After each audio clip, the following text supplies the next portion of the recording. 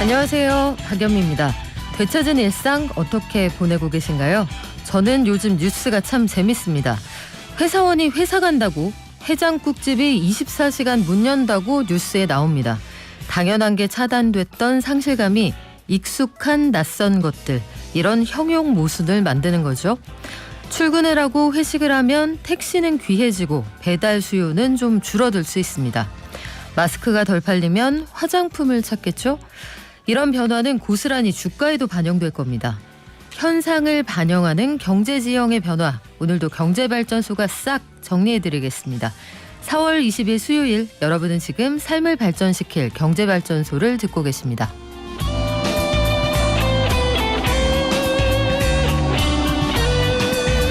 우리 잠깐 잊고 있었던 LG 엔솔이라는 주식 기억하시죠? 이 주식 시장에 상장한다고 했을 때 경단위를 우리가 처음 들었습니다. 신문의 일경, 뉴스의 일경, 이런 단어가 등장하게 만들었던 게 바로 공모주 수요 예측 제도라는 건데, 선금 안 넣어도 돼서 지나치게 뻥튀기 한다는 얘기가 있었거든요. 이 제도가 달라집니다. 또 세계은행이 올해 전 세계 경제 성장률을 대폭 낮춰 잡았다고 하는데 어떤 이유 때문인지, 또 우리 전망치는 어떤지 함께 알아보겠습니다. 미국이 5, 6, 7월에 연이어서 빅스텝으로 금리 올릴 거다, 거의 기정사실화되는 분위기인데 이제는 빅스텝도 아니고요, 자이언트 스텝으로 올려야 된다, 이런 얘기가 나온다고 하네요. 무슨 얘기인지 볼게요. 원자재 값이 계속 오르면서 건설 현장에서는 완전히 공사가 중단될 위기다, 현장의 분쟁 상황이 상당히 심각하다, 이런 주장들이 있는데 현장 취재한 내용 함께 전해드리고요. 앞으로의 이자 부담까지 한국경제신문 나수지 기자가 전해드립니다. 우리 증시 잠깐 들렀다가요, 경제 언박싱 하는 날이죠. 세계 경제가 참 어렵다, 고전 중이다, 이런 전망 속에서 신흥국들은 더 어려워질 수 있다, 이런 얘기가 나옵니다. 스리랑카부터 중국까지 우리 경제권을 둘러싼 여러 나라들의 사정이 어떨지 함께 알아보고요. 이슈 발전소, 지난해 8월부터 기준금리 벌써 4번째 올랐습니다. 기준금리가 대출금리를 직접적으로 올리지는 않지만 이 도매금리가 올라가면 시장금리가 올라가고요. 결국은 대출금리도 영향을 받게 되는데 요거 앞으로 어떻게 될지 매일경제신문 김유신 기자와 함께 알아볼게요. 저희 방송 중에 단문 50원, 장문 100원, 샵 0951로 받고요. 유튜브 앱도 열어두겠습니다.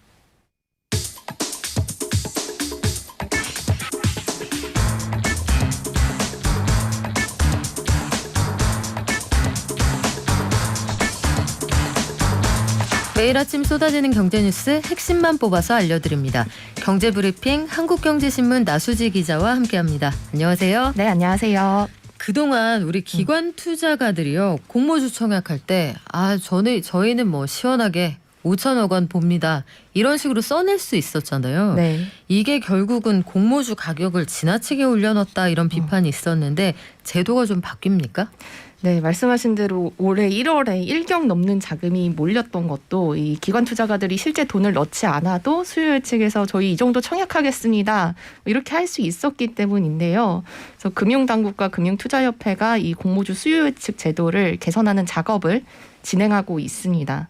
그러니까 지금까지는 모든 기관 투자가가 배정 물량 전체를 인수하겠다, 뭐 이런 주문까지도 낼 수가 있었는데, 진짜요? 네, 돈이 없어도요. 근데 올해 하반기부터는 아마도 기관 투자가는 일정 기준에 따라서 공모주 청약 한도를 부여받을 걸로 예상이 됩니다. 예를 들어 뭐 자산운용사, 연기금, 투자 일임사, 이런 곳들은 자기 자본이 있잖아요. 저 자기 자본의 일정 배수 이상으로는 청약 못하도록 상한선을 두고 펀드가 공모주 청약을 한다라고 하면 이 펀드가 가지고 있는 돈에 비례해서 최대 신청 한도에 차등을 두는 방안, 이런 것들이 검토되고 있고요. 그리고 또 지금은 증권사마다 이 공모주 청약해서 물량을 배정할 때 기관들을 분류하는 방식이 제각각이었어요. 그러니까 예를 들어 이 기관이 우리 증권사를 통해서 거래를 많이 했다든지, 아니면 뭐 뭔가 우리 증권사에 기여를 했다든지, 이러면 조금 더 공모주 물량을 많이 주는 이런 식도 가능했거든요. 근데 그렇게 하지 말고 앞으로는 증권사마다 다 똑같이 하자. 그래서 공모주 배정 기준을 좀 표준화하자. 이런 작업도 추진하기로 했습니다. 그러니까 이렇게 되면 기관 투자가들이 아무래도 과거보다는 실수요 중심으로 청약하는 현상이 자리 잡을 걸로 예상이 되는데, 또 증권사들은 너무 시장 자율성을 침해하는 거 아니냐 뭐 이런 반발도 있어서 실제 그 공모주 수요 예측 제도가 어떻게 손질될지는 좀 지켜봐야 될 것 같습니다. 근데 합리적인 얘기 아니에요? 가지고 있는 돈이 얼마인지를 보고 다 팔아서 얼마까지 낼 수 있는지를 보고 그 돈에 맞춰서 공모에 들어올 수 있게 하겠다. 요 얘기하고 말씀하신 것처럼 나랑 친하니까 저쪽은 좀 배려해야지. 요런 그 친소 관계에 따른 배정 요런 걸 좀 배제하겠다는 거라 좀 합리적이기도 하고 한편으로는 이게 거품이 지나치게 거쳐버리면 분위기가 안 산다 이런 얘기가 되는 거군요. 네, 그런 분위기도 있을 수 있죠. 네. 그래요. 아무튼 이게 지나치게 일반 소비자들에게만 부담을 지운다 이런 주장도 있어서 제도가 어떤 영향을 미칠지 좀 지켜봐야겠네요. 자, 올해 세계 경제 성장률이 좀 떨어질 거다 아마 막연하게 예측들을 하실 텐데 세계은행 IMF가 공식적으로 성장률 전망치를 내렸군요. 네, 이 세계은행은 올해 세계 경제 성장률 전망이 원래는 4.1% 정도 성장할 것 같다 이렇게 예상을 했는데 요거를 3.2%로 수정을 했습니다. 그러니까 한 1%포인트 가까이 경제 전망을 수정한 큰 폭의 조정이었는데 IMF도 같은 날 올해 경제 성장률 전망치 원래는 4.4%로 봤다가 요거 3.6%로 내렸거든요. 근데 이 두 기관이 둘 다 이렇게 경제 성장률 전망을 내린 거는 많이 아시겠지만 러시아의 우크라이나 침공 그러면서 세계 경제 공급망이 무너졌기 때문인데 코로나19 때문에 그렇지 않아도 세계 경제가 타격을 입었는데 여기에 전쟁이 벌어지면서 원자재 가격이 줄줄이 올랐고 또 중국에서는 코로나 재확산되면서 주요 도시 봉쇄했잖아요. 그러면서 또 공급망이 타격을 입으니까 이 세계 경제 성장률도 떨어진다라고 예상을 하는 건데요. 그래서 실제 보니까 세계 경제 성장률을 갉아먹은 것도 유럽과 중국이었습니다. 그러니까 IMF는 원래 유럽의 경제 성장률 3.9%로 예상했는데 이번에는 2.8%밖에 성장 못할 거다라고 내렸고요. 중국도 4.8%에서 4.4%로 좀 눈높이를 낮춰 잡았습니다. 저도 중국을 4.4로 봤다는 게 사실 좀 다소 충격적이었거든요. 일부 학자들은 중국은 5% 성장을 해도 실질적으로 가보면은 전년도에서 그대로인 거다 이런 주장하는 사람들이 있어서 중국 상황은 좀 면밀히 봐야겠습니다. 우리나라 성장률 전망치는 어떻게 보나요?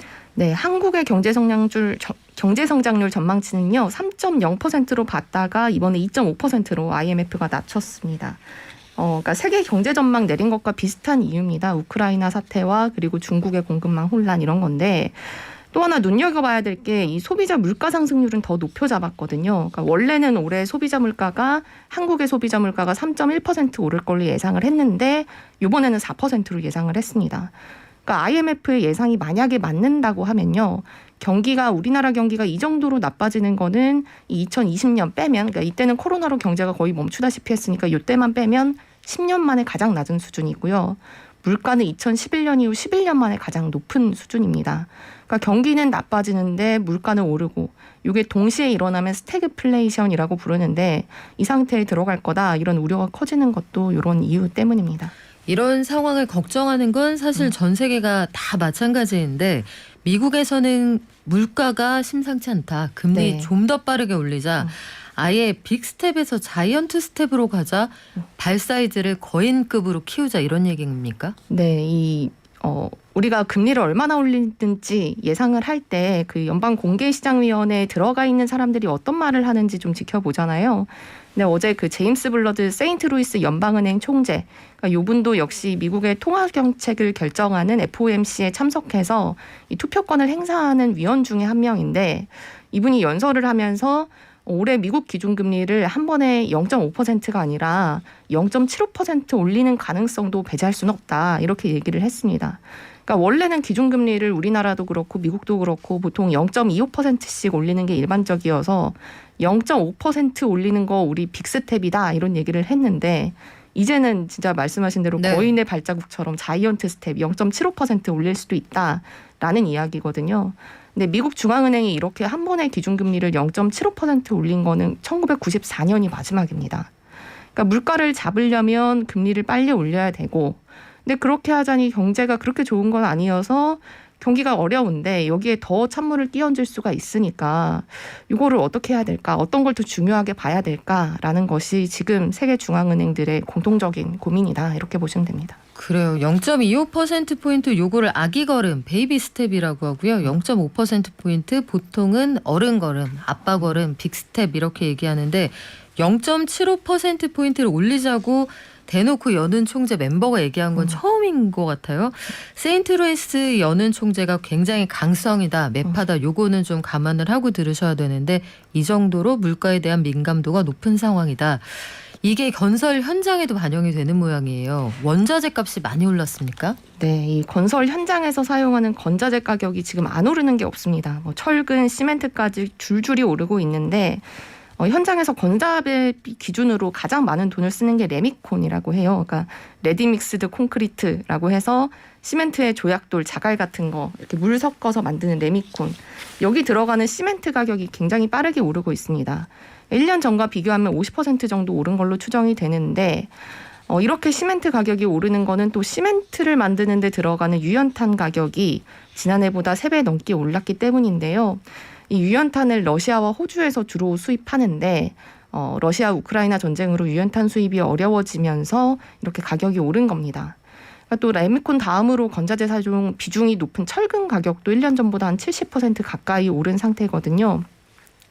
상황이 이렇다 보니까 건설 현장 곳곳 멈춰설지 모른다 이런 우려가 커지고 있는데 어제 이 호남 제주 철근 콘크리트 연합회 소속 골조 전문 업체 51곳이 오늘부터 현장 200여 곳의 현장에 나가 있는데 여기서 작업 중단하겠다 이렇게 발표를 했거든요. 아, 왜요? 너무 가격이 올랐는데 건설사들은 이 공사비를 올려주지 않는다라는 겁니다. 원래 계약대로 하자는 게 건설사들 주장인데 네. 현장에서 이걸 납품하는 측에서는 그 사이에 값이 너무 올라서 공사비 좀 올려줘야 된다. 맞습니다. 근데 건설사들도 또 공사비를 올려주기가 어려운 것이 이미 건설사들도 계약서에 공사비를 정해놓고 집을 짓고 있으니까 이거를 올려받을 수는 없는 상황이라서 걱정이 되는 거고 결국 이렇게 공사가 지연이 되면 결국은 새로 지어지는 집 물량이 줄어들 수도 있는 문제여서 부동산 가격에 미치는 영향도 좀 두고 봐야겠습니다. 그래요. 결국은 둔촌주공 관련한 논란도 이런 문제들이 복합적으로 발생해서 네. 벌어진 건데 물론 뭐 분양을 미뤄서 분양가를 좀 올리고자 하는 의도도 있겠습니다만 전반적으로 이 원자재 가격이 올라가는 게 큰 영향을 미치고 있습니다. 최근 들어서 부동산 가격을 보니까 아파트 값이 너무 올라서 네. 빌라라도 사자? 그러니까 빌라 시장으로 움직이는 분들이 제법 많은 모양이죠. 네, 요 올해 1분기의 빌라 매매 건수 보니까 전용 60제곱미터 이하의 소형 빌라 거래 비중이 한 90% 정도 됐거든요. 근데 요게 조사가 시작된 2006년 이후에 가장 높은 수준입니다. 그러니까 빌라 중에서도 왜 굳이 소형 빌라 거래일까 이렇게 네. 많냐라고 보면 이 아파트 가격이 많이 올랐으니까 소득과 자산이 낮아서 아파트를 사기 어려운 실수요자들은 그럼 상대적으로 조금 싼 소형 빌라를 사자 이렇게 풀이를 하고 있는데 전문가들 얘기를 들어보면 소형 빌라 수요는 앞으로도 좀 계속 늘어날 것 같다 이렇게 보고 있더라고요. 그러니까 실수요자인 1, 2인 가구 꾸준히 늘어나고 있고 또 임대차법이 2020년 7월에 도입이 됐는데 그 뒤에 2년이 이제 돌아오는 올해 7월이잖아요. 요때 전세가 만기된 그 실수요자들 중에서 그럼 우리도 집 사자. 근데 살 수 있는 거는 소형 빌라를 사자. 뭐 이런 수요로 돌아설 수도 있다라는 분석들이 나와서 소형 빌라 선호가 좀 앞으로도 이어질 것 같다. 이런 얘기가 나오고 있습니다. 그래요. 빌라 시장이 그 코로나19 상황에서 집값이 급등하면서 많이 커졌는데 두 가지는 꼭 주의를 하셔야 됩니다. 이게 과거에 빌라 신축 관련해서 여러 가지 규제가 완화되면서 주차 공간을 충분히 확보하지 않은 곳들이 있어요. 특히 필로티형으로 지을 때 이런 것도 화재에 취약하다 이런 지적이 하나 있고 다른 한 가지는 빌라만 전문 분양 대행을 하는 업체가 많죠. 그래서 지은 사람이 팔거나 소유주가 팔지 않는 경우가 많습니다. 이런 것들은 현장에서 꼼꼼하게 따져보시고 사후에 AS가 되느냐 이런 과정도 꼭 잘 지켜보셔야겠습니다. 지금까지 한국경제신문 나수지 기자였습니다. 고맙습니다. 네, 감사합니다. 사회적 거리두기 해제됐지만 우리 마스크 착용하면 그동안 여러 가지 잔병들이 줄었다 이런 얘기도 있죠. 그리고 코로나 상황 줄어들었다고 하지만 여전히 하루 확진자 수 11만 명대입니다. 우리 방역수칙 계속 지켜주시기 바랍니다. 개미 한 마리, 개미 두 마리, 개미 세 마리가 사과를 들고 하나, 둘, 셋. 영차, 반방구 미국 증시 그리고 오늘 우리 장 전망해 보겠습니다. 미래에셋증권 디지털 리서치팀의 박광남 팀장 연결돼 있습니다. 안녕하세요. 예, 안녕하십니까. 간밤 뉴욕 증시 어땠습니까? 예, 일단 미국 증시는 IMF가 글로벌 성장률을 기존보다 0.8% 하향한 3.6%로 전망을 하자 보합권 혼조에서 출발을 했고요. 특히 이런 상황에서 미국 10년물 국채금리가 2.93%를 돌파하면서 기술주 중심의 나스닥이 하락하는 움직임이 나타나기도 했습니다. 하지만 미국 연방법원이 대중교통에서의 마스크 의무화를 폐기함에 따라서 리오프닝 관련주가 급등을 하고 본격적인 실적 시즌을 맞아 실적 호전이 기대되는 기술주가 반등세를 좀 보이다 나스닥이 2% 넘게 급등한 이후에 종목 장세가 펼쳐지면서 상승폭 확대되면서 마감을 해서 지수 자체로는 긍정적인 하루였다라고 평가할 수 있을 것 같습니다. 경기도나 얘기가 계속 나오고요. 간밤에 그 월드뱅크, IMF 다 전망치 내려잡고 금리가 계속 올라간다. 근데 미국 시장이 올랐다. 이거는 해석을 어떻게 해야 되나요? 예, 일단은 뭐 말씀하신 것처럼 전일 세계은행에 이어서 오늘 IMF도 이제 세계 경제 전망 보고서를 통해서 올해 글로벌 성장률을 4.4에서 3.6으로 내년도 0.2% 하향한 3.6으로 발표를 했습니다. 월드뱅크랑 한 이야기가 비슷한데요. 에너지와 식품 가격 때문에 저소득국가 취약계층이 가장 큰 타격을 받을 것이라고 이야기를 하면서 다시금 글로벌 경기도나 우려를 자극을 했습니다. 우리나라 경제 성장률 전망도 3.0에서 2.5%로 하향 조정을 해서 2010년 이후에 가장 낮은 수준을 기록할 것으로 전망이 되고요. 이런 상황 속에서 이제 수요도나 이슈가 이제 주식 시장 말고 상품 시장으로 불러일으키면서 국제 유가가 좀 급락을 했거든요. 하지만 주식 시장 같은 경우에는 전일 세계은행이 이미 하향 조정할 것을 발표를 좀 했었기 때문에 영향은 좀 제한적인 모습으로 좀 보여졌습니다. 또한 미국의 10년물 국채 금리가 장중한 때 2.93을 돌파하면서 18년 말 이후 최고치를 좀 기록을 했는데요. 전일의 장마감 후에 블라드 총재가 75bp 금리 인상 가능성을 시사하자 수급적인 영향이 금리 급등을 만들어냈다고 좀 보여집니다. 여기에 리오프닝 기대에 따른 높은 인플레이션 이슈도 영향을 준 것으로 추정을 하고 있는데 다만 간밤에 또 에반스 총재와 보스틱 총재는 75bp 금리 인상에 대해서 좀 선을 그으면서 비둘기파적인 발언을 좀 더했거든요. 그렇기 때문에 금리 급등 불구하고도 주식시장에서는 이런 것들이 일부 좀 선반영되면서 영향은 좀 제한적이었다고 좀 보고 있는 상황이고요. 즉 기존의 전망과 크게 변하지 않는 악재에 대해서는 크게 반응하지 않았다는 시장의 특징이 좀 보여졌는데요. 반면에 호재에는 강하게 반응했다는 점에 주목할 필요는 좀 있어 보입니다. 미국 연방법원이 바이든 행정부가 대중교통에서의 마스크 착용 의무화에 대해 무효라고 좀 판결을 하자 리오프닝 관련 종목들이 급등을 했고요.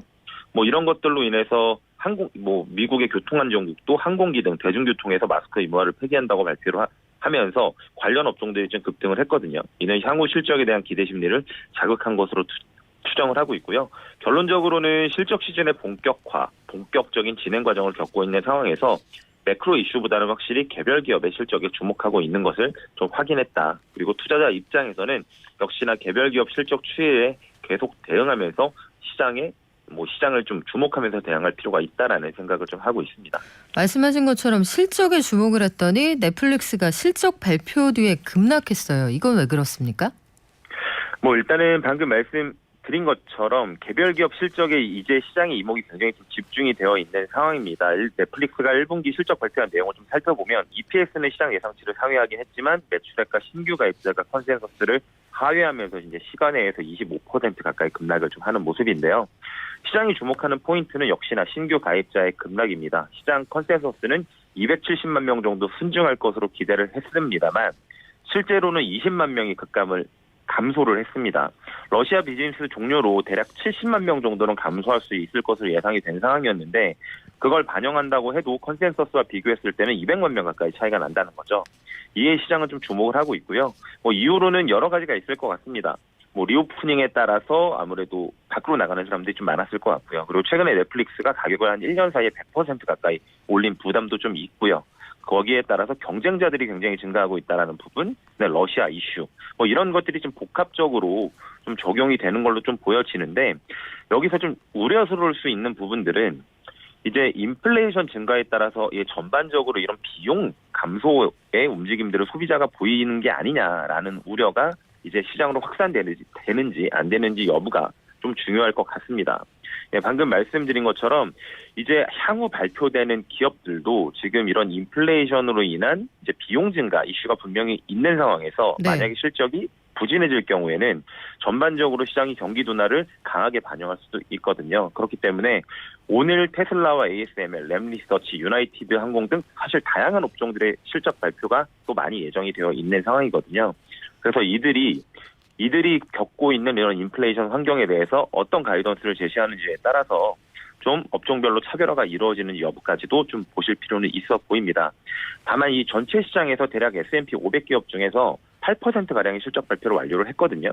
근데 어닝 서프라이즈 비율이 80%를 넘어갔습니다. 이는 10년 평균, 5년 평균을 상회한다는 점에서 아직까지는 넷플릭스의 실적 둔화가 이 전체 시장의 전반적인 이슈라기보다는 이 개별 기업 또는 업종 이슈로 보는 것이 저는 아직까지는 좀 합당하다라고 생각을 하고 있습니다. 오늘 우리 장은 어떻게 출발했습니까?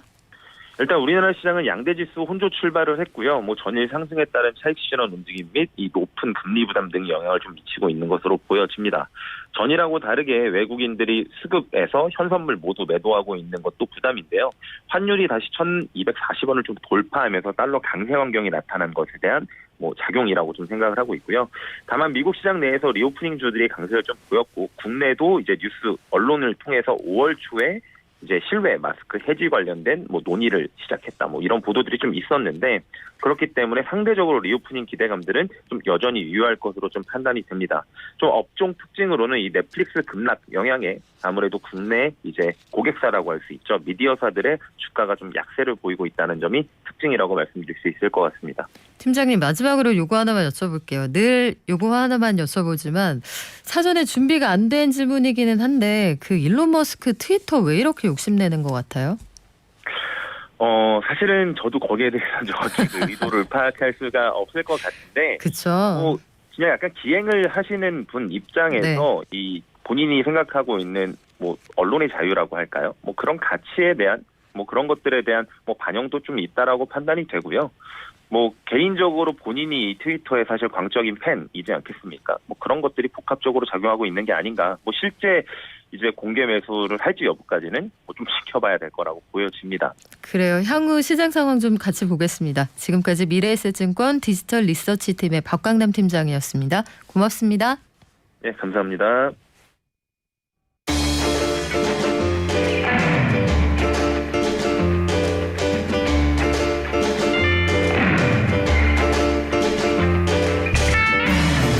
여러분 위기 상황이 되면요. 기초 체력이라는 게 얘기가 되잖아요. 코로나19 상황에서도 지병이 있는 분들, 노약자, 어린이, 기초 체력이 약한 분들은 감염의 위험이 높습니다. 라고 말씀을 드리는데 그 엄혹한 코로나의 파고 속에서도 유일하게 살아남은 게 저 같은 사람들, 기초 체력이 좋은 사람들, 시골에서 와서 그럴까요? 시골에서 닭똥 이런 거 먹고 자라서 요렇게 나라도 마찬가지입니다. 나라의 경우에도 대외적인 경제 상황이 좋지 않아도 이 나라가 좀 비열이 높다, 이 기초 체력이 튼튼하다 그러면 한 번에 과열되거나 경기가 확 식어버리지 않거든요. 반면에 기초 체력이 좀 약하다고 평가를 받는 신흥국들은 경기가 확 좋아지는 듯 하다가 갑자기 식어버리기도 합니다. 이게 최근 들어 신흥국들의 상황인데 미국이 금리를 공격적으로 올리면 더 힘들어질 거라고들 하거든요.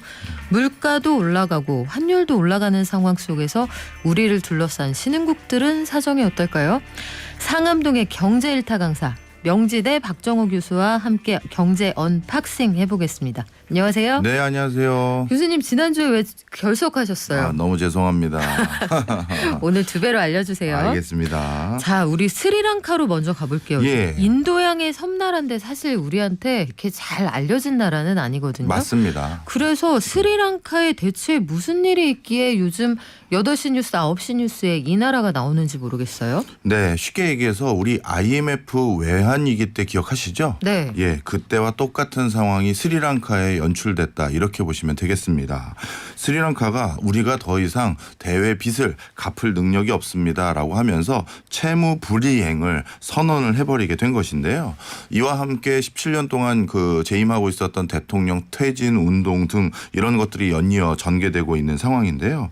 그럼 스리랑카가 왜 이렇게 채무 불이행까지 이어졌느냐 했었을 때 스리랑카는 대표적인 농업 중심의 국가이고 그다음 두 번째로는 관광을 통해서 조금 먹고 사는 게 그나마 외화를 버는 수단이었습니다. 그런 과정에서 코로나19로 관광 수지는 가동이 되지 않았고 그리고 본인들이 판매하려는 농산물도 내부에서 수급하는 데 좀 더 많은 비중을 두다 보니까 쉽게 얘기해서 외화를 못 번 거예요. 아, 지금 그래서 상황이 또 이렇게 되면 이게 악순환인 게 정정 불안이 있으면 외국에서 안 들어갈 거 아니에요. 그렇죠. 지금 뭐 시위 상황도 굉장히 심각하고 병원에도 의약품이 없다 이런 상황이던데. 뭐 학생들 같은 경우는 네. 지금 종이를 못 구해서 중간고사를 못 보고 있는 아이고. 상황이고요. 그다음에 전기도 이미 끊겨서 가로등이나 이런 것들도 제대로 가동이 안 되는 그리고 워낙 이제 대통령 퇴진 운동이나 반정부 시위가 높아지다 보니까 실질적으로 통행금지와 같은 계엄령까지 내려진 상황이죠. 그래요. 현장에서 보니까 설탕을 아직도 거기는 작은 삽 같은 걸로 네. 퍼서 팔더라고요. 네. 가격이 일주일에 뭐 2배씩 올라가고 있다 이런 주장도 있는데 인근에 있는 나라 파키스탄에서도 심각한 경제난 때문에 총리 불신임안이 통과가 됐다고요? 네, 맞습니다. 파키스탄의 화폐 단위는 루피라고 하는데요. 이 화폐 가치가 5년간 약 절반 가까이 떨어져 버렸어요. 그러니까 우리나라 이제 환율 같은 경우가 1,200원이 통상적인 수준이라고 한다고 하면 갑자기 환율이 2,400원이 됐다라고 아이고. 보셔도 되겠죠. 그러다 보니까 자연스럽게 일어나는 것이 물가 상승이고요. 그래서 물가 상승 그리고 이런 화폐 가치 하락 이런 걸 대비하기 위해서 뭐 지난달 같은 경우 소비자 물가 상승률이 12%가 넘었다고 해서 지금 파키스탄의 기준금리가 12%가 넘어요. 기준금리가 12%요? 예. 아, 기준금리가 12%라는 거는 시장금리는 훨씬 더 높다는 얘기 아니에요? 그렇습니다. 예. 그러면 현장에서 환율은 이렇게 올라가고 수입 물가는 폭등할 테고 사람들이 참 어렵다는 얘기인데 스리랑카, 파키스탄 또 페루도 어렵다고 들었거든요. 이게 다 물가 때문입니까? 네, 이렇게 보시면 될 것 같아요. 항상 글로벌 금융위기 이런 어떤 경제적 국제적인 위기가 네. 일어나고 나면 가장 먼저 피해를 보는 것은 이런 신흥국 개도국들입니다. 이런 위기가 도래하고 나면 많은 외국 투자 자금들은 안전한 곳을 찾아서 회귀하게 되어 있거든요.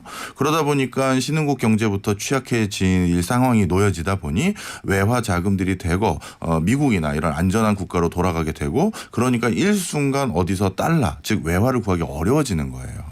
그리고 이런 국가들은 독자적으로 생존할 수 있는 경제 체질이 당연히 부재하기 때문에 많은 공산품들 국가 체계를 유지하기 위한 많은 어떤 물품들을 달러 이런 외화를 중심으로 사와야 되는데 네. 이런 게 없어지다 보니 소비자 물가가 급등하게 되고 이런 악순환이 계속되는 것이죠.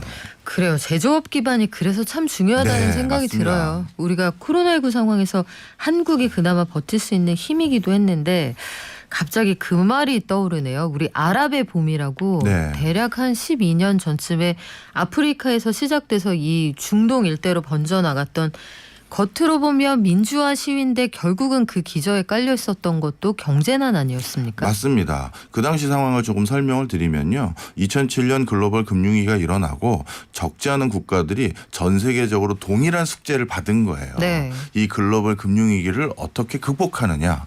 그런데 어떤 국가는 한 3, 4년 지났더니 벌써 경제가 정상적으로 가동되기 시작하고 그리고 유동성의 힘으로 오히려 좋아진 부분도 좀 있었단 말이죠. 그런데 북아프리카 일부 국가 그다음에 중동의 일부 국가들 같은 경우는 2011년이 됐는데도 스마트폰으로 봤더니 다른 나라들은 벌써 좀 살만해졌는데 우리는 아직도 청년 실업률이 20%가 넘고 이게 뭐냐라고 하면서 반정부 시위, 내전, 쿠데타, 테러 등이 일어나기 시작한 겁니다. 그런 것들을 그 당시 아랍의 봄 내지 자스민 혁명이라고 부르는데요. 맞아요.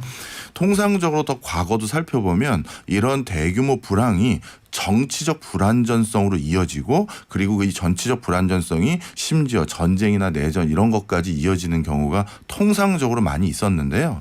저는 좀 걱정되는 게 지난 2020년 우리가 또 코로나19라는 똑같은 숙제를 전 세계가 동시에 받았잖아요. 그렇죠. 그런 과정에서 일부 국가들은 지금 잘 견디고 있고 근데 일부 국가는 정말 나락으로 떨어져 가고 있는 거예요. 바로 그런 상황에서 이번에도 2022년부터 많은 국가에서 정치적 소요가 일어나서 결국 내년까지 많은 국가의 뭐 전쟁, 내전, 쿠데타, 반정부 시위가 일어나지 않을까 예상하고 있습니다. 결국은 등 따습고 배불러야 그러니까 예. 치국이 돼야 평천하가 된다 이런 얘기인데 아프리카 중동 상황 이거 그 현재 어떤지 좀 궁금합니다. 이쪽도 보면 말씀하셨던 아랍의 봄이 튀니지에서 시작해서 그때 당시에 리비아, 이집트, 예멘, 시리아 이렇게 번져 나갔었는데 네. 아프리카 중동에서 소말리아, 이집트, 레바논 이쪽에 밀 의존도가 높은데 우크라이나에서 수입하는 밀이 많았잖아요. 맞습니다. 이 나라들은 지금 어떻게 하고 있습니까? 네, 참 참담한 심정이라고 말씀드리고 싶어요. 아랍의 봄이라는 2011년에 있었던 여러 가지 정치적 소요들로 인해서 최근까지 이 아랍의 봄에 포함되어 있다고 분류할 수 있는 한 11개 국가들의 경제 상황이 어떻게 되냐면 이 11개 국가 중에서 이렇게 말씀드릴게요. 아랍의 봄이 일어나기 전인 2010년도의 1인당 GDP와 코로나19가 터지기 전인 2019년도까지 그때 1인당 GDP를 보면 아랍의 봄 때문에 아직 경제적으로 회복되지가 않고 퇴보를 했어요. 퇴보요. 예.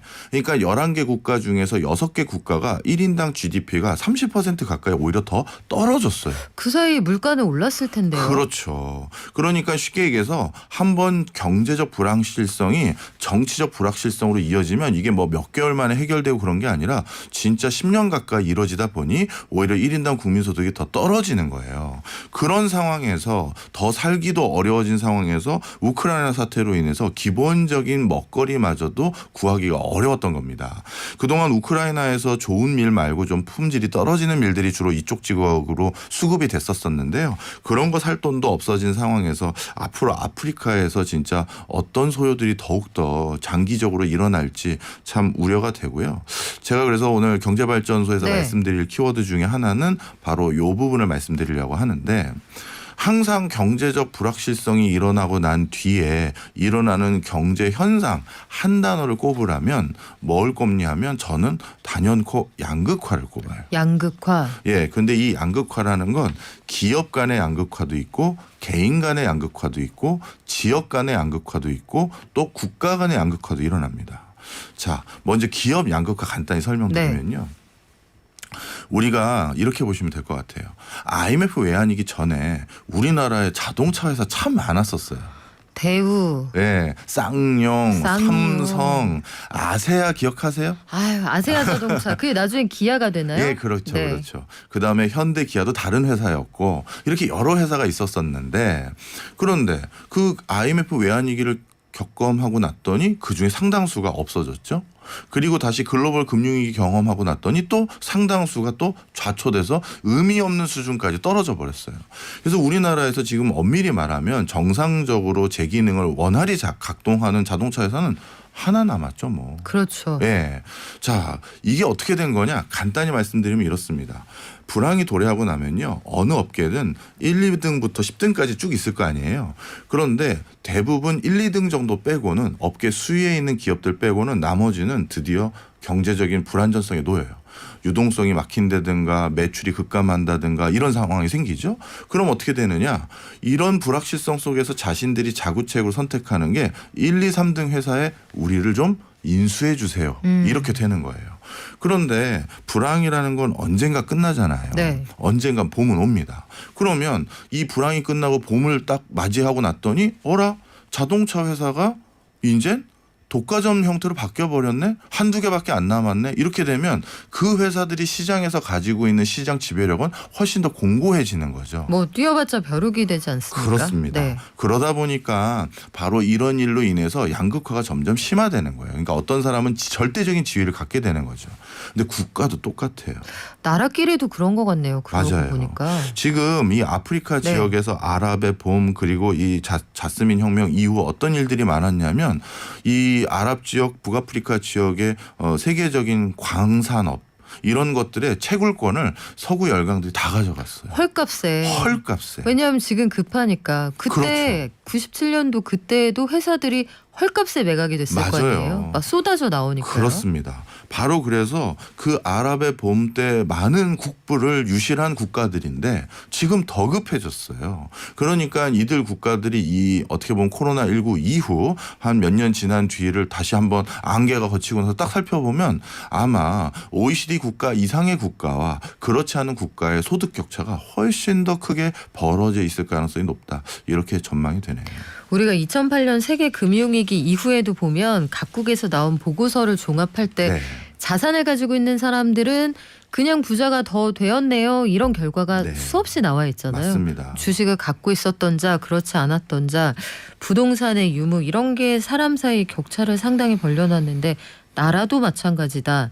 말씀하신 것처럼 기초 체력이 약하고 소위 비열이 낮은 이런 나라들은 물가 부담에 환율까지 올라가면 정말 견디기가 어려울 텐데 아이 고물가 좀 어떻게 할 수 없어요. 소방수 없습니까? 그게 더 큰 문제입니다. 오늘 아까 질문에 제가 답변을 완벽히 드리지 못했었는데 밀 의존도가 높은 이들 네. 중동과 아프리카 지역들 어떡합니까? 라고 해주셨는데 사실 이 밀과 곡물 문제에 대해서는요. 올해보다는 내년이 더 심할 가능성이 많아요. 왜요?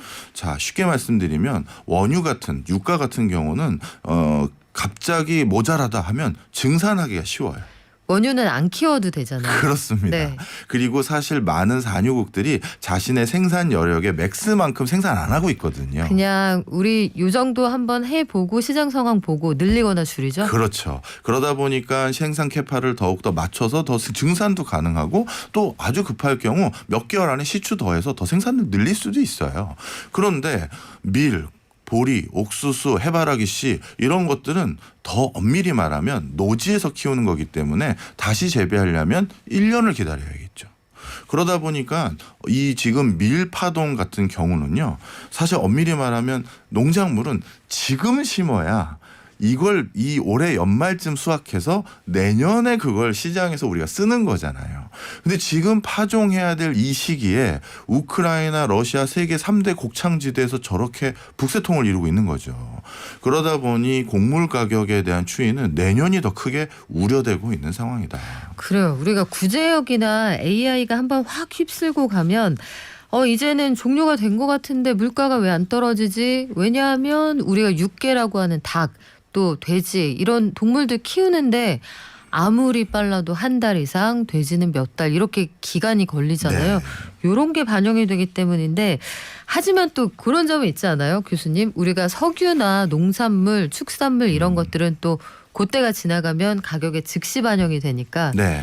또 언젠가는 가격이 한 번에 짧은 시간에 반영이 돼서 내려가기도 하는데 당분간은 어렵다. 그러면요. 이렇게 되는 상황들 우리 경제는 어떤 영향을 주나요? 네, 우리 연쇄적으로 지금 계속 네. 우리 경제도 영향을 미치고 있는 상황입니다.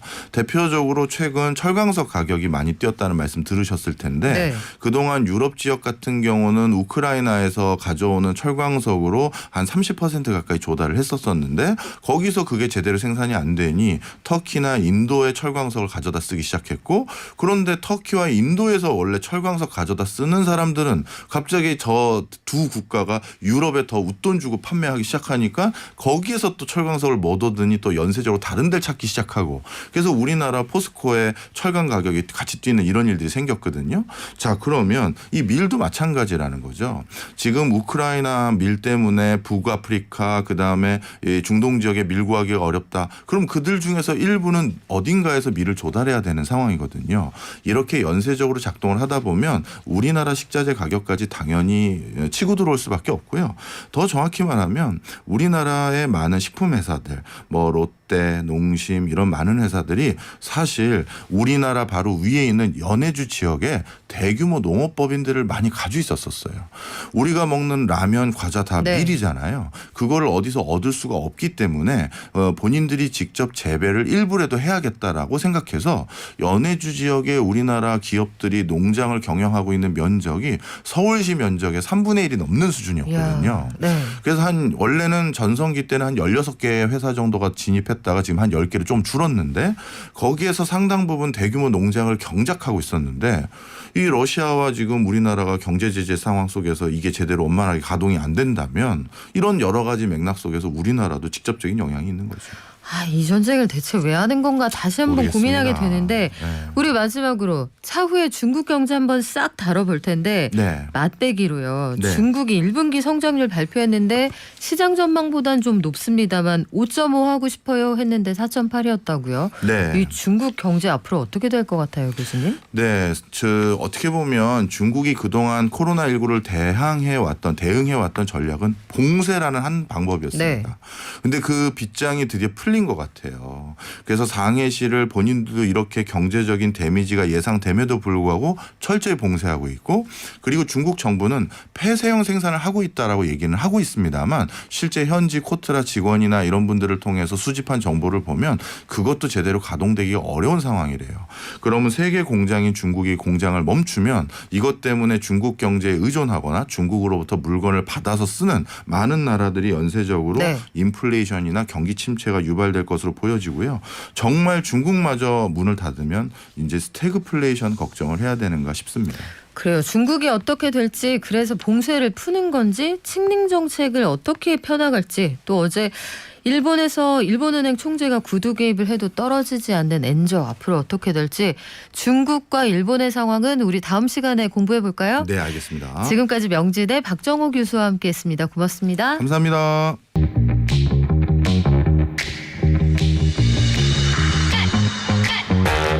금리가 올라갈 것 같다. 자명한 사실입니다. 어제 한국은행 이창용 총재 지명자에 대한 인사청문 보고서가 국회에서 표결 없이 채택이 됐는데 일성이 이거예요. 인기가 당분간 없더라도 금리를 올릴 수밖에 없다. 물가가 올라가면 서민들이 더 고통받는다. 이렇게 입장을 밝혔습니다. 당분간 공격적인 금리 인상이 예상이 되고 이게 1, 2년 정도 더 간다는 게 이창용 지명자의 전망이거든요. 앞으로 금리가 올라갈 텐데 대출금리 7% 시대도 열릴 거다 이런 전망이 나와 있어요. 앞으로 고금리 시대 우리에게는 어떤 영향을 미칠까요? 그리고 대응 방안은 어떻게 세우면 좋을까요? 매일경제신문 김유신 기자가 알려드립니다. 안녕하세요. 안녕하세요.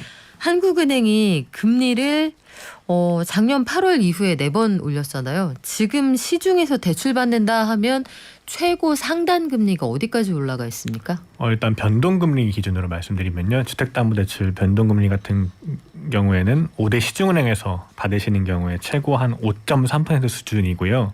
고정금리로 치면은 6.3%가 가장 상단이라고 보여집니다. 6.3% 이상 굉장히 많이 올라 있는 상황인데 아마 아직까지는 금리가 공격적으로 올라간다고 해도 변동하고 고정 사이의 금리 차가 크니까 그럼에도 불구하고 변동금리 대출이 많을 거라고요.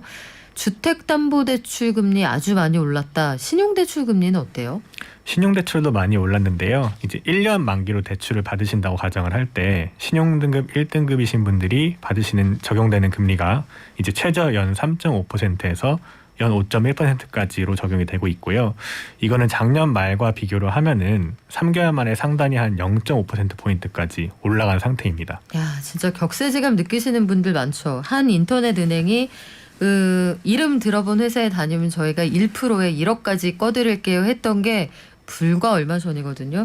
최저가 연 3.5%다. 상황이 진짜 많이 달라졌다는 건데 주택담보대출에서도요. 변동하고 고정 사이 격차가 크다 잠깐 말씀을 드렸고 주택담보대출하고 신용대출 금리 그 사이에도 격차가 큰데 이런 차이는 왜 벌어집니까? 각각의 이제 주택담보대출 상품이 기준으로 삼는 기준금리가 다르기 때문인데요. 일단은 변동금리 대출 상품부터 좀 살펴보면요. 변동금리 주택담보대출 상품이 기준으로 삼는 게 코픽스 금리라는 게 있습니다. 네. 이 코픽스 금리라는 거는 은행이 이제 고객들에게 예금을 줄 때 예금 이자의 평균이 얼마인지를 보고 이걸 기준으로 삼아서 이제 대출 금리를 산정한다는 것인데요. 그렇기 때문에 이제 여기서 함정이 조금 발생을 하게 됩니다. 보통 이제 한국은행이 기준금리를 올리게 되면 많은 소비자분들께서 그럼 내 정기 예금이나 정기 적금 금리가 이제 올라가서 좋겠구나라고 생각하실 수 있는데요. 이렇게 예금 금리를 은행들이 올리면 이게 바로 또 변동금리 대출 상품의 금리 인상으로 이어져 갖고 소비자들의 부담이 가중되는 결과를 불러올 수도 있는 것입니다. 약간 조삼모사 같은 거네요. 나 예적금 금리 올라서 기분 좋아했는데 대출 금리도 올랐어. 알고 보면 이렇게 되는 거예요. 맞습니다. 이런 표현이 뭐 그 굉장히 권장할 만한 표현은 아니지만 퉁친다. 이렇게 되는군요. 금리가 많이 올라가면.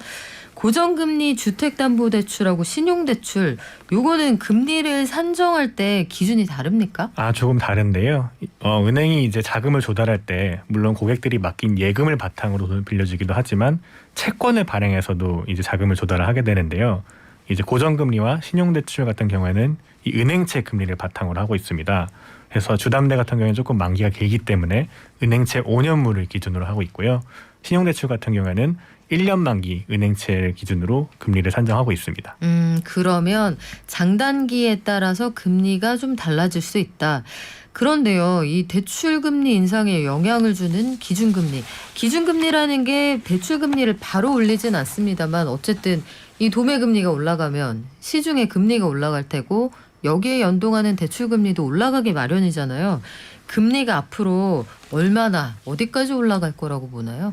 네, 방금 말씀하셨듯이 어제 한국은행 네. 이 총재께서 이제 인사청문회가 있었었는데요. 거기서 막 말씀하셨듯이 인기가 없더라도 금리 시그널을 통해서 물가 관리에 전념을 하겠다 이렇게 말씀하셨습니다. 저는 좀 무서웠어요. 인기 관리를 안 하겠다는 그 발언이 이 굉장히 의지를 담고 있구나 이런 느낌이 들더라고요.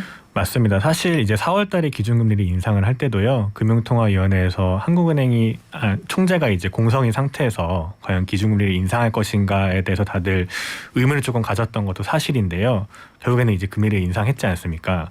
근데 이제 이창용 총재께서 이제 국회에 서면 답변을 한 걸 보면요. 본인이 없을 때 이제 기준금리 인상한 것에 대해서도 동의한다라고 이제 입장을 내었고요. 앞으로도 이제 통화정책 운영하는 데 있어서 물가 관리에 가장 큰 비중을 두고서는 정책을 운영하겠다 이렇게 밝힌 걸 보면 아무래도 앞으로도 계속 기준금리 인상할 가능성이 조금 높아 보입니다. 그리고 하나금융경영연구소에서 최근 발표한 보고서를 보면요. 만약에 4월 달에 이어서 다음 달 5월에도 이제 한국은행이 기준금리를 인상을 하게 되면은 연말에는 지금 기준금리가 2.25%에 이를 수 있다 이런 전망도 내놓고 있습니다. 2.25%요? 네. 굉장히 많이 올라가네요. 기준금리가 2%를 훌쩍 넘어간다. 대출금리 엄청나게 올라갈 수도 있다는 뜻인데 미국을 겨냥하는 거겠죠? 미국 금리 수준을. 맞습니다. 우리나라 기준금리가 미국보다 낮을 경우에는 자본시장에서 이 자금이 유출될 가능성이 굉장히 높기 때문에 이런 환율이나 이런 자본 유출 이런 부분들도 같이 고려를 해갖고 한국은행이 발을 맞춰나가는 그런 모습입니다. 우리가 최근 들어서 가장 많이 나오는 뉴스 중에 하나가 주택담보대출 금리 최상단은 이제 7% 넘을 겁니다. 이런 뉴스예요. 아마 지난 주말부터 많이 보셨을 텐데 물론 모든 대출이 7%를 넘진 않을 겁니다. 말씀드린 것처럼 변동금리 대출이 아직 시장의 대략 한 75% 정도 되고요. 금리차가 있어서 변동금리로 많이들 대출을 받으실 텐데 고정의 주택담보대출을 신규로 받으신다 하면 여기까지 갈 수도 있다는 얘기거든요. 만약에 주택담보대출 금리가 7%대에 접어든다. 이렇게 되면 실제로 시장에서는 어떤 일들이 벌어질까요? 사실 많이들 아시다시피 특히 작년과 재작년에 2030 세대들이 이제 연끌을 해서 이제 주택을 구매하신 분들이 상당히 많지 많았죠. 않습니까? 이분들이 결국에는 이 금리 인상기에 가장 큰 피해를 보게 될 이제 대상이 될 가능성이 굉장히 높은데요. 예를 들어서 한 2년 전쯤에 이제 한 4억 원 정도 주택담보대출을 받으신 분이 이제 한 달에 이제 대략적으로 원리금을 얼마나 내는지 한번 살펴봤는데요. 만기 30년 기준으로 원리금 균등 상환을 한다고 했을 때 대략적으로 한 연 2.3% 금리가 적용이 됐었고요. 그렇게 되면 원리금이 대략적으로 한 154만 원 정도였었는데요. 네. 만약에 최근에 이제 다시 같은 신용등급으로 같은 주택을 살 때 4억 원 가량을 이제 빌린다고 하면은 월 내야 되는 원리금이 약 193만 원 정도로 40만 원 가량 더 늘어나는 것으로 조사가 됐습니다. 아, 1년이면 거의 500만 원 돈이네요. 맞습니다. 네. 이게 많다면 많고 또 적으면 적다고 볼 수 있는데요. 그렇지만 이제 어떻게 보면 많은 분들이 아예 학원비 보낼 돈이 이제 줄어들었다. 하나에서 2개 정도 이제 학원을 못 보내는 상황이 된다. 뭐 이렇게도 말씀하시는 걸 보면은 그래도 상당히 부담이 좀 가계에 가중되는 부분이 있고요. 국회 예산처가 작년에 발간한 자료를 보면요. 가계대출 금리가 1%포인트 오르면은 전체 가계 이자 부담이 약 12조 5천억 원 증가한다. 뭐 이런 보고서도 낸 적이 있었습니다. 네. 그래서 말씀하신 대로 변동금리 지금 비중이 전체의 75%를 차지하고 있기 때문에 이런 금리 인상기에 상당히 많은 가계의 이제 이자 부담이 늘어나게 될 것으로 보입니다. 말씀하신 것처럼 우리가 그 기준금리가 약간만 올라가도 전 국민이 부담해야 되는 이자 부담이 체감할 만큼 올라가게 되거든요. 그런데 대출금리 지금 많이 올랐다. 그래서 시장의 금리가 올라가더라도 여기서 이거를 고스란히 다 반영할 수 있겠느냐. 일각에서는 뭐 소수 의견입니다만 이런 주장도 있긴 하거든요. 이런 얘기는 왜 나옵니까? 사실 뭐 6%대 앞으로 또 7%대 금리 시대가 열린다 이런 말씀들 많이 하시는데요. 사실은 근데 우대 금리를 은행들이 많이 적용을 하기 때문에 이제 최고 상단에서 어느 정도 감해지는 금리가 있습니다. 실제 금리는 실제 신규로 받으시는 분들이 받는 금리는 이 6%보다는 상당히 낮은 이제 금리이고요. 네. 더더군다나 최근에 이제 가계대출이 조금 많이 주춤하고 있는 상황이어서 은행들이 이제 적극적으로 고객 모시기에 조금 나서고 있기 때문에 이런 우대금리 적용하는 이런 모습들도 보이고 있어서 실제적으로는 한 3에서 4% 금리로 지금은 받을 수 있다 이렇게 보시면 될 것 같습니다. 금리가 워낙 비싸니까 지금은 꿔준다고 해도 돈 끌어가는 사람이 줄어드니까 표면적으로는 가격표는 그렇게 썼는데 여러 가지 할인을 해드립니다 이런 얘기잖아요. 맞습니다. 그런데 이게 결국 경제 상황이나 금리도 마찬가지군요. 이게 누가 더 사랑하느냐. 에이. 손님이 있느냐 없느냐 수급에 따라 달라지는 건데 그래요. 고금리 시대 대출 우리 짧게 대응 방안 알아볼까요?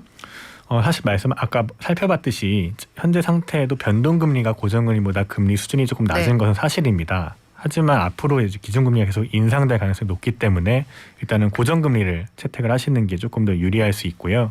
그다음에 고정금리 상품 중에서도 이제 적격대출이라는 상품 아마 많이 들어보셨을 텐데요. 주택금융공사에서 네. 이제 취급하는 상품이기 때문에 이런 상품도 한번 좀 이용해 보시면 좋을 것 같습니다. 그래요. 적격대출은 나오면 당일날 완판되는 경우가 많으니까요. 요거 빠르게 알아보시면 좋겠습니다. 지금까지 매일경제신문 김유신 기자였습니다. 고맙습니다. 감사합니다. 자, 오늘 하루도 건강하게 보내시고요. 저희는 내일 더 열심히 공부해서 돌아올게요. 모두 좋은 하루 보내세요. 발전